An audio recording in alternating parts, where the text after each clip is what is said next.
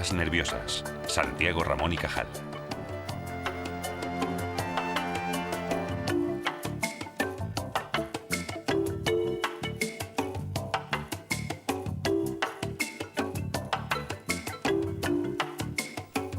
El cerebro, el órgano de control central. Para Aristóteles tenía meramente una función subordinada, como órgano de enfriamiento del corazón, que en su opinión era el órgano principal de las personas. Galeno, en cambio, agrupaba el cerebro, la médula espinal y los nervios periféricos en un mismo sistema, el sistema nervioso. Durante su formación fue médico de gladiadores durante 4 años. Eso le ofreció las suficientes oportunidades para estudiar las lesiones de los nervios y del cerebro.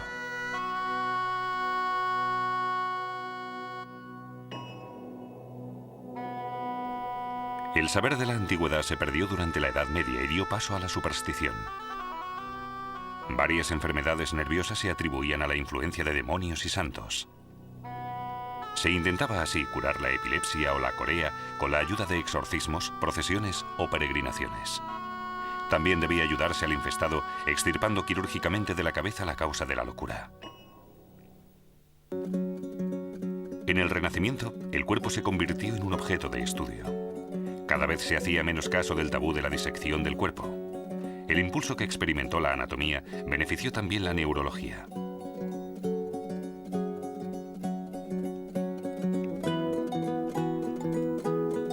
Los anatomistas más famosos de la época, Andreas Vesalius y Leonardo da Vinci, plasmaron la representación detallada del cuerpo humano. Aunque el primer trabajo exacto sobre la anatomía del cerebro fue escrito en 1664 de manos de Thomas Willis.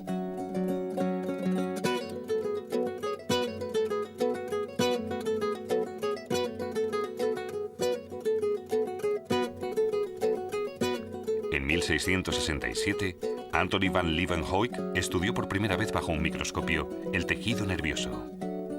La fibra nerviosa se mostraba como un fardo de finos conductos. En 1730, Stephen Hales observó las contracciones de las piernas posteriores de las ranas cada vez que les punzaba la piel.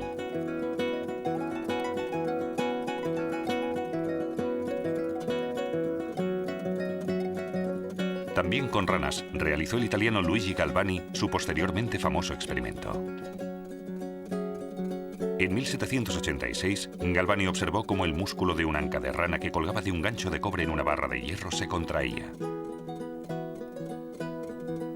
En un ensayo ulterior, pudo demostrar que se trataba de los nervios que transmiten estímulos eléctricos.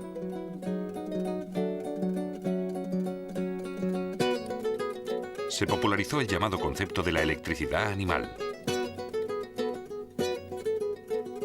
No pocos científicos del siglo XVIII creían haber descubierto el principio de la vida en el fenómeno de la electricidad.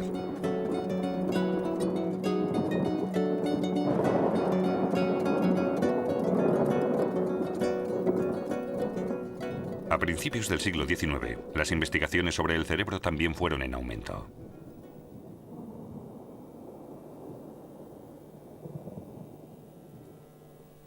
Pero no fue hasta la invención del micrótomo, un aparato que elabora cortes finos de muestras, cuando pudieron realizarse estudios anatómicos con la ayuda de un microscopio. Con colorantes y métodos de desinfección de invención propia, se hicieron perceptibles los detalles de la masa cerebral. En 1832 se identificaron por primera vez las células nerviosas. Un año más tarde siguió la primera descripción precisa de la fibra nerviosa. Y pronto se vio que las células nerviosas y la fibra nerviosa no eran estructuras independientes entre sí, que la fibra nerviosa, por el contrario, es un apéndice de las células nerviosas. Pero para tener un conocimiento más profundo, no bastaban los métodos usados hasta entonces.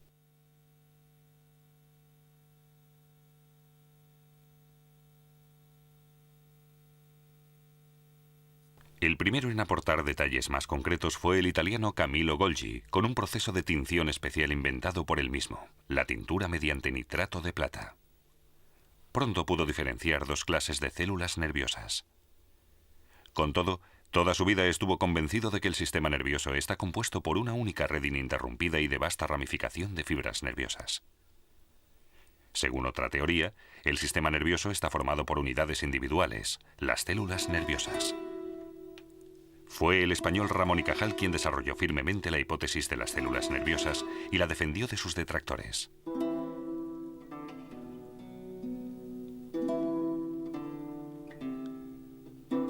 Nacido en 1852 en un pueblo de Aragón, Ramón y Cajal se interesó por las ciencias naturales gracias a su padre, un médico rural. Después de estudiar medicina, ingresó en el ejército y fue enviado como médico militar a Cuba en 1874.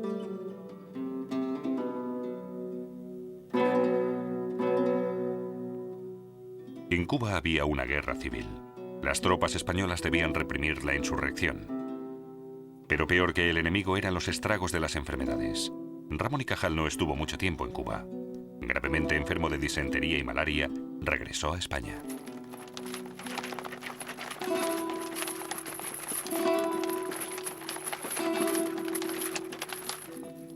Con la paga ahorrada del ejército se compró un microscopio con el que prosiguió sus estudios médicos.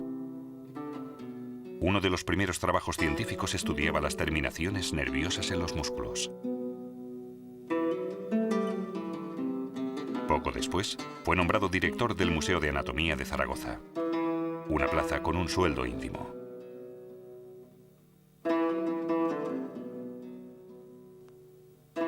En Valencia y luego en Barcelona se consagró predominantemente a la estructura del sistema nervioso.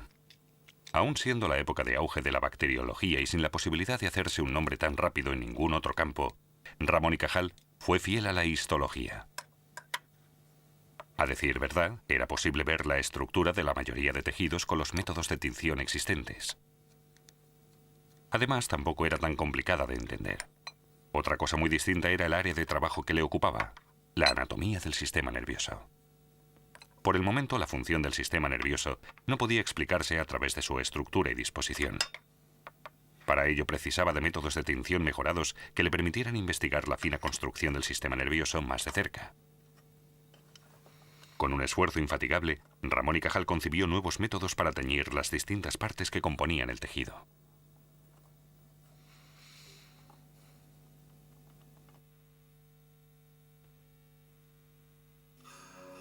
En 1892, Ramón y Cajal fue nombrado catedrático de Histología de la Universidad de Madrid. En Madrid, donde concluyó sus trabajos más importantes, permaneció hasta el final de sus días. Allí se consagró a la anatomía especializada del cerebro y la médula espinal.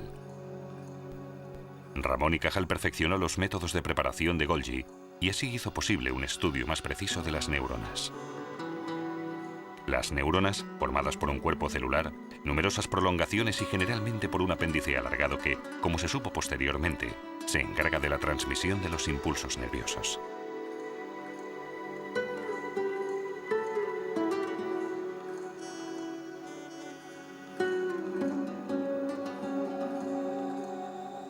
La teoría de las neuronas, según la cual el sistema nervioso se compone de neuronas independientes, ya había sido desarrollada a grandes rasgos en 1887 por otros dos investigadores, Wilhelm His y Auguste Forel. Pero fue Ramón y Cajal el primero en desarrollar esta idea como teoría independiente y en defenderla continuamente con pruebas nuevas.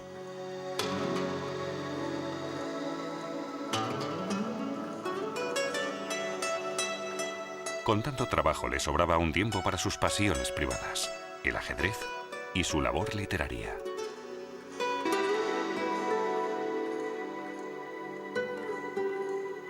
En 1906 le fue concedido el Premio Nobel de Medicina, junto con Camillo Golgi, cuyos métodos de preparación habían hecho posible antes el descubrimiento de las neuronas. Con la teoría de las neuronas se sentaba la base para observar más a fondo el funcionamiento del cerebro.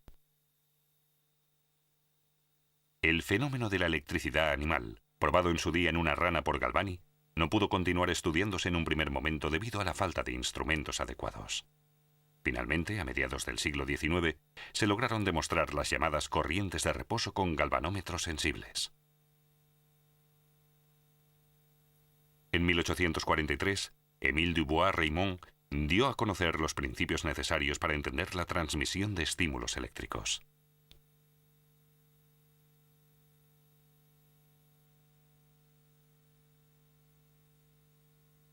Según estos, el interior del nervio está cargado negativamente, la parte externa positivamente. El impulso de excitación consiste en el desplazamiento breve de las cargas eléctricas.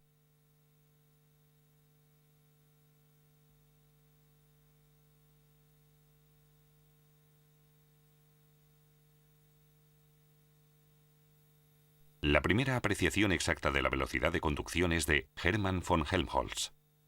A través de un ingenioso aparato comprobó en un nervio concreto de la rana una velocidad de 27 metros por segundo, es decir, apenas una décima parte de la velocidad del sonido en el aire.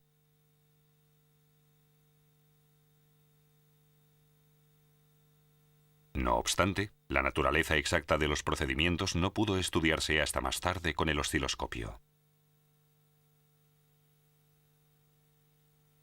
Pero, ¿qué sucede en el punto de unión entre dos neuronas, la sinapsis? Hay sustancias mensajeras o neurotransmisores que se empaquetan en burbujas, están en un extremo de la célula nerviosa y se liberan a través del impulso eléctrico. En fracciones de una milésima de segundo, superan la hendidura y son traducidas por las neuronas receptoras en una señal eléctrica. Las moléculas transmisoras son inmediatamente disociadas, desgastadas y sintetizadas de nuevo. La hendidura sináptica está así preparada para otra transmisión del impulso.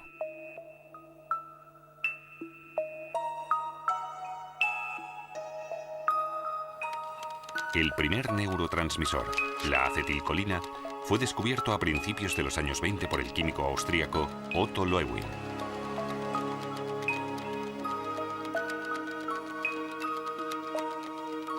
En 1936, Loewi recibió el premio Nobel por este trabajo. El veneno que los indios en Sudamérica usaban en las flechas, el curare, inhibe el efecto de determinados neurotransmisores y con ello la transmisión de impulsos nerviosos. Sus efectos son la parálisis y la muerte por asfixia.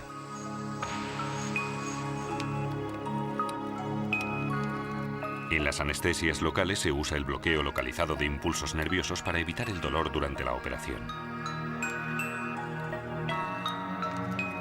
El efecto perturbador de muchas drogas sobre la conciencia, así como su fuerza destructora, se debe a que algunas de las sustancias que contienen intervienen en la química de las sustancias de transmisión. El desequilibrio de los neurotransmisores es la causa de numerosas enfermedades. Los cerebros de fallecidos por la enfermedad de Parkinson presentan una carencia clara de dopamina. Igualmente, el Parkinson y muchos casos de hipertensión son consecuencia de una falta o un exceso de neurotransmisores.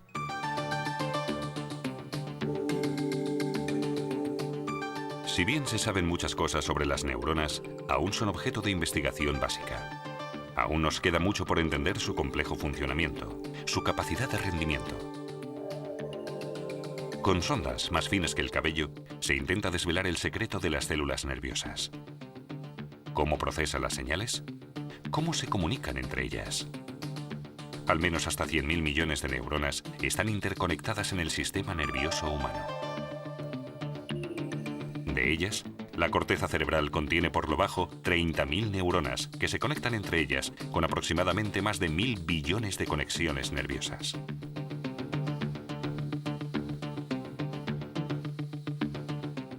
No sabemos si algún día llegaremos a comprender técnicamente la enorme capacidad de nuestro cerebro. Memoria, creatividad, inteligencia y sentimientos. Estas maravillosas facultades se basan en una estructura, cuyo elemento constitutivo es la célula nerviosa.